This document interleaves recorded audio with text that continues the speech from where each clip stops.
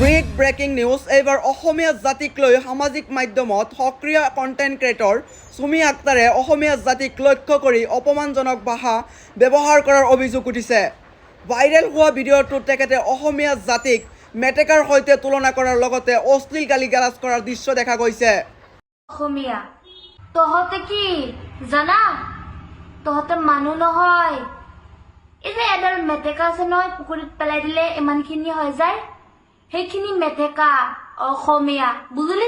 কিয় ছচিয়েল মিডিয়াত আহি পেলাই মিয়া মিয়া কৰি থাকা? মিয়া কি তহঁতৰ শক্তি নেকি? কুকুৰৰ কথা কলে ভালকে কবি। আমাৰ মিয়া মানুহৰ যদি ইমান নাম ল'ব ইচ্ছা আছে, মিয়া কলে আমাৰ বিয়া নালাগে। মিয়াৰ লগত যদি মিয়া কলে কেনেকা লাগে? এতিয়া আমিও ৰিপিট কৰিছো, অসমীয়া। এয়া আপোনালোকে শুনিবলৈ পাইছে সুমি আক্তাৰৰ বিতৰ্কিত মন্তব্য। সামাজিক মাধ্যমত সুমিৰ এই আচৰণে ব্যাপক ক্ষোভৰ সৃষ্টি কৰিছে আৰু পূৰ্বেও অশ্লীল নৃত্যৰ লগতে বিভিন্ন আচৰণৰ বাবে ৰাইজৰ ৰোষত পৰি আহিছে সুমি আক্তার। একদম খারাপ ভাষা কোনো চ্যানেলও ভিডিও করতাম না খারাপ ভাষায়, আর কোনো চ্যানেলও খারাপ ভাষায় ভিডিও করবারও দিতাম না, আর আমি নিজেও করতাম না। যেগুলি সোশ্যাল মিডিয়ার মধ্যে আমিও করতেছি। আর ৰাইজৰ অভিযোগ এইবাৰ তেওঁৰ নিজৰ সীমা অতিক্ৰম কৰিছে।